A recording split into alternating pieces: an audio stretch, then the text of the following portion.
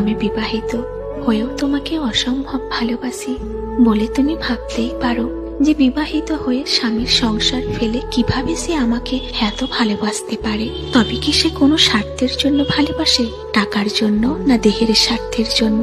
না, আমার না আছে টাকার লোভ, না আছে দেহের স্বার্থ, আছে শুধু ভালোবাসার স্বার্থ, মানসিক শান্তির স্বার্থ, যেটা আমি আমার স্বামীর কাছে পাইনি। একটা কথা কি জানো, আমার স্বামীর কাছে যদি ভালোবাসা আর মানসিক শান্তি থাকতো, তবে কেন তোমার কাছে আমি ভালোবাসা খুঁজবো?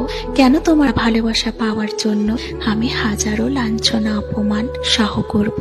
একটা কথা কি জানো, আমি যখন বিবাহিত হয়েও তোমার মায়ায় ভালোবাসায় পড়েছি, তখন তুমি বুঝে নিও আমার সংসার জীবনে সুখ শান্তি কিছুই ছিল না। শুধু নামেই আমি সংসার করছিলাম।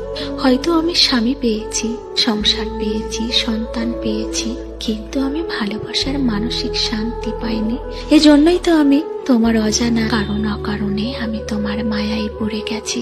তবে যদি আমাকে ভালোবাসা দিতে না পারো, তবে অবহেলা করো না। আমার ভালোবাসাটাকে যদি সম্মান করতে না পারো, তবে তুমি অসম্মান করো না। কারণ সব বিবাহিত নারীর ভালোবাসার মধ্যে স্বার্থ থাকে না।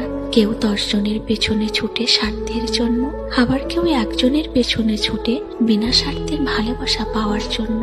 যেমন আমি, আমার ভালোবাসায় কোনো স্বার্থ নেই, আছে শুধু নিঃস্বার্থের ভালোবাসা।